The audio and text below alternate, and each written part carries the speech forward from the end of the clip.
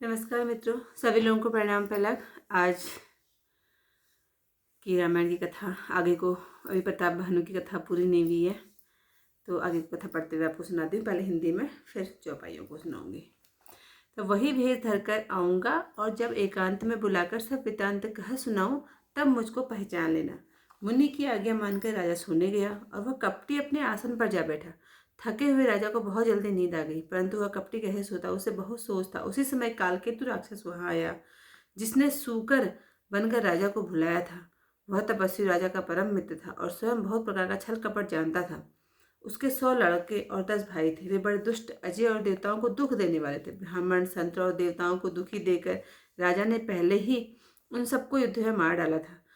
उस दुष्ट ने पिछला वैर स्मरण कर उस तपस्वी राजा से मिलकर विचार किया कि जिससे बैरी का नाश हो वही उपाय रचा। भावी भस्म होने के कारण राजा ने कुछ नहीं जाना। तेजवान शत्रु अकेला भी हो तो उसे छोटा नहीं समझना चाहिए। सिर मात्र शेष रह जाने पर भी वह राहु अब भी चंद्रमा को दुख देता है। तपसी राजा अपने मित्र को देख प्रसन्नतापूर्वक उठकर सुपूर्वक मिला। मित्र को सब कथा सुनाई। राक्षस सुख पाकर बोला, सुनो राजन, यदि तुम मेरे उपदेश के अनुसार कार्य करोगे तो अब शत्रु को मैं साथ लूंगा।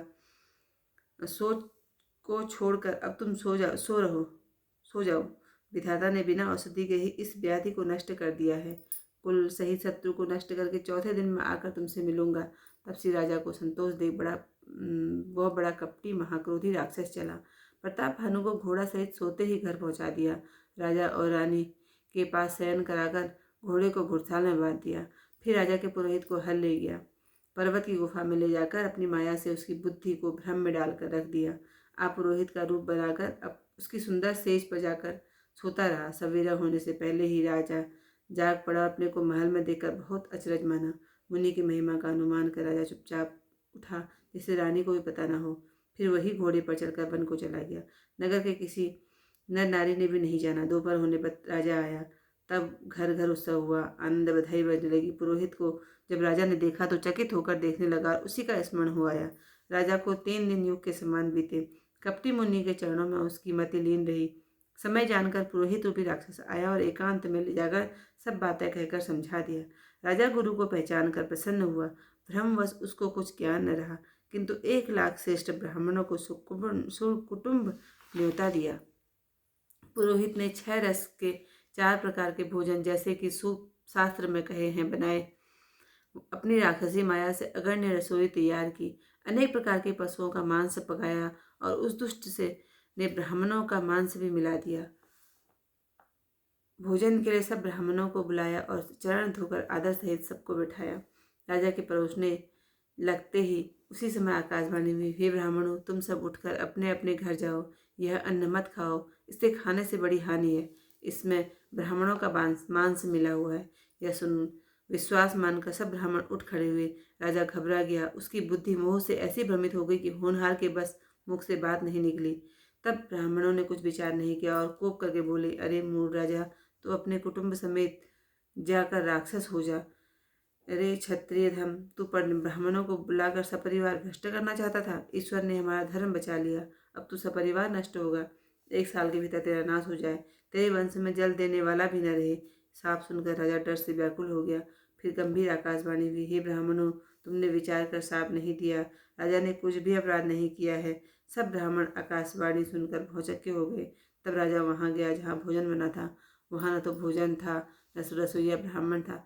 तब राजा लौट आया। मन में बड़ा सोच हुआ। फिर राजा ने सब वृत्तांत ब्राह्मणों को सुनाया और मारे डर के घबरा कर पृथ्वी पर गिर पड़ा। हे राजन, होनहार नहीं मिटती, यद्यपि तुम्हारा अपराध नहीं है।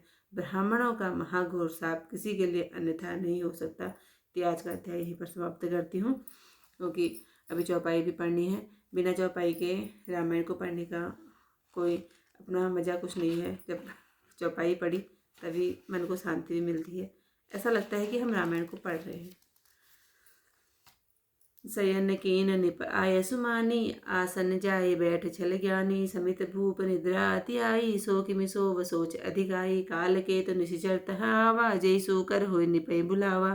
परमित तापस नृप के राजा नहीं, सो अति कपट घनेरा। ते के सत सुत अरु 10 भाई, खल अली खल अति अजय देव सुखदाई। प्रथमई भूप समर सब मारे, विप्र संत दो सुर देख दुखारे। तेहि खल पाछल वै संभारा, तापस ने मिल मंत विचारा। जेहि रिपु छय सोई रचेन उपाय, भावी बस न जान कछु जाओ।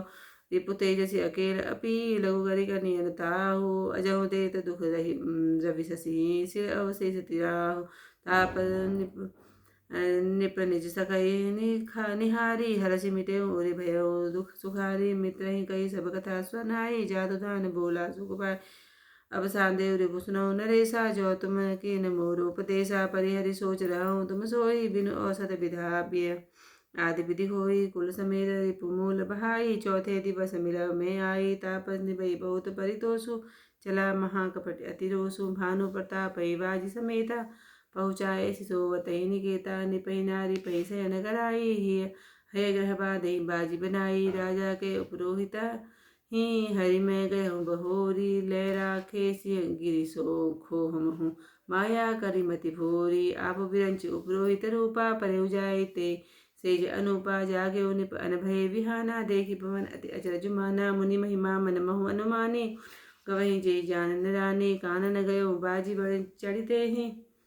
पुर नर नारी न जाने उगेहि, गए जामि जुग भूपति आवा। घर घर उत्सव बाज बधावा, उपरोहित ही देख जब राजा। अचकित बिलोक सुमिरि सोई गाजा, जुग समनि पहि गए दिन तीनी। कपटि मुनि पद रह पंदिलीनी, समय जानी उपरोहित आवा। निपहि मते सब कहि समुझावा, निप हरषि पहचानि गुरु। भ्रमवश रहा न चेत, वरे तुरत सत सरस वर। विप्र कुटुम्ब समेत, पुरोहित जीवनार बनाए। छरस चारि विधि जस सुति गाये, माया मय ते की निरसोई। विंजन बहु गनि सकई न कोई, विविध मिगन कर आमिष राधा। तेहि महु विप्र मासु खल सादा, भोजन कहूँ सब विप्र बुलाए। पत पखारी सादर बैठाए, परुसन जब ही लाग मही पाला। भय आकाश बान थी गाला, विप्र बंद उठे उठ गृह जाहूँ। है बड़ी हानि अन्न जनि खाहूँ, भयउ सोई भिसुर मानसु। सब द्विज उठे मान विश्वासु, भूप विकल मही मोह भुलानी। भावी बस न आओ मुखवानी, बोले प्रसकोपस्तब। नहीं कछु कीन विचार, जाय निशाचर हो निभु मूल सहित परिवार। छत्र बंधु तय विप्र बुलाई, घाले लिए सहित समुदाय। ईश्वर राखा धर्म हमारा, जय हसि तय समेत परिवारा। अम्बत मध्य नाश तब हो, जल जाता न रही कछु को। निप सुनि साभ विकल अति नासा, भय बहोरी बर गिरा आकाशा। विप्रहु साभ विचार न दीना, नहीं अपराध भूप कहु चीना। चकित विप्र सब मुनि नभवानी, भूप गयउ जहाँ भोजन खानी। तह न असन नहीं विप्र सुवारा, फिरे उराव मन सोच अपारा। सब प्रसंग मही सुरन सुनाई, तसित बरेउ अवनि अकुलाई। भूपति भाव मिटई नहीं, यद्यपि न दो संतोर। किए अन्यथा होय नहीं, विप्र साप अति घोर सिया। भले रामचंद्र पत जय शरणम। शंकर हरि ओम, जय जय सिया राम। मंगल भवन अमंगल हारी, उमा सहित जय जपत मुरारी। आज का अध्याय यहीं पर समाप्त करते हुए इससे आगे की कथा हिंदी में भी और चौपाई अभी कल को सुनाऊंगी। मुझसे कोई गलती होगी तो उसके लिए भी मैं क्षमा प्रार्थी हूँ, आप लोगों से क्षमा चाहती हूँ।